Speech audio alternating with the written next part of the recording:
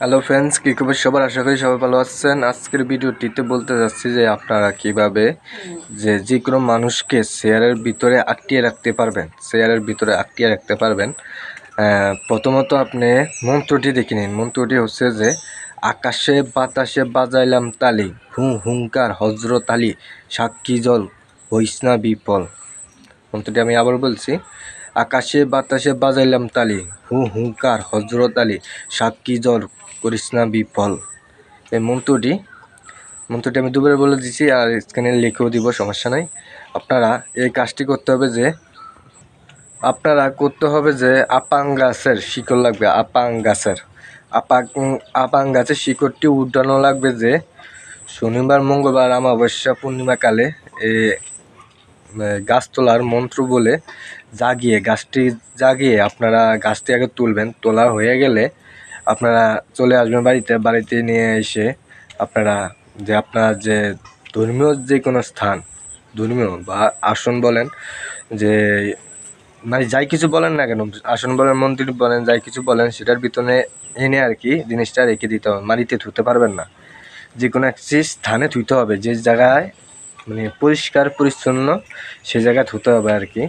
ধুয়ে দেওয়ার পরে আপনি মন্ত্রটি মুখস্থ করবেন। মন্ত্রটি কিন্তু আগে মুখস্থ করলে কিন্তু কাজ হবে না। গাছ টাছ তোলার পরে আপনি মন্ত্র মানে সিদ্ধ করবেন বা মুখস্থ করবেন।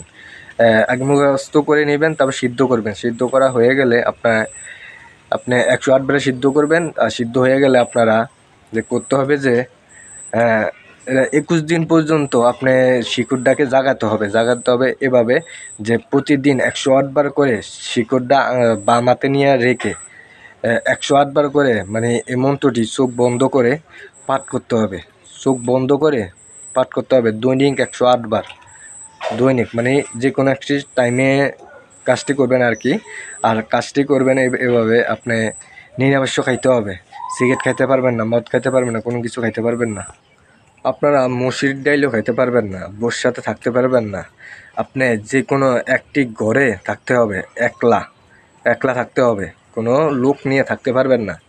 এই জায়গায় সাধনার টাইমে কোনো সমস্যা হবে না, কোনো বুতিক কোনো জিনিস হবে না। যার সামনে মন্ত্র জপ করবেন আর ঘুমিয়ে থাকবেন, বা আপনার যে কোনো কাজ করতে পারবেন। কিন্তু যা কিছু বলা হয়েছে এই জায়গায় সব কিছু মেনে যদি আপনি কাজ করতে পারেন, তাহলে আপনার কাজ 100% কাজ হবেই হবে। আর আপনি কীভাবে প্রয়োগ বিধি এগুলো করবেন, এভাবে করবেন যে কোনো ব্যক্তি চেয়ারে যদি বসে থাকে, যে আপনি চেয়ারের ভিতরে ওই গাছটি নিয়ে শোয়া আর কি। ওই গাছটি না তো এই জিনিসটা করতে হবে যে আপনি যে চেয়ারের ভিতরে হাত নিয়ে রেখে, মানে আপনার বাম হাত বা ডাইন হাত একটা নিয়ে রেখে আপনি মন্ত্রটি 3 বার পাঠ করবেন, মানে 3টি মনে মনে ফু দিবেন এভাবে। আর করা হয়ে গেলে দেখবেন আপনার হাতটা ছেড়ে দিবেন। ছেড়ে দেওয়ার পরে দেখবেন যে চেয়ারে যে ব্যক্তি বসে থাকুক উনি আটকিয়ে গেছে। আর আপনি যদি আপনি সারাতে যান আর কি, যে আপনি ওনাকে ঠিক করে দিবেন, যে ঠিক করতে হবে যে ওই আপাং গাছের শিকড় যদি ওনার শরীরে বা ওনার চেয়ারে যদি সয়ে দেন, দেখবেন যে উনি আবার খাড়াতে পারছে, বলতে পারছে, মানে সকল জিনিস করতে পারবে। আর এরকম কোনো শক্তি নাই যে আপনার ওই চেয়ারে যদি আটকিয়ে রাখেন, যে ওটার থেকে মানে বাড়িয়ে যাওয়ার মতন কোনো শক্তি এখনো হয় নাই। যদি ওনার দেহবন্ধনও করা থাকে, দেহবন্ধ তাবিজ যদি মানে এগুলো যদি করও থাকে, কোনো সমস্যা নাই, আপনার কাজ হবেই হবে, গ্যারান্টি দিচ্ছি আমি। যে এই মন্ত্রটি যদি সুন্দরভাবে যদি প্রয়োগ করেন, দেখবেন যে 100% কাজ হবে।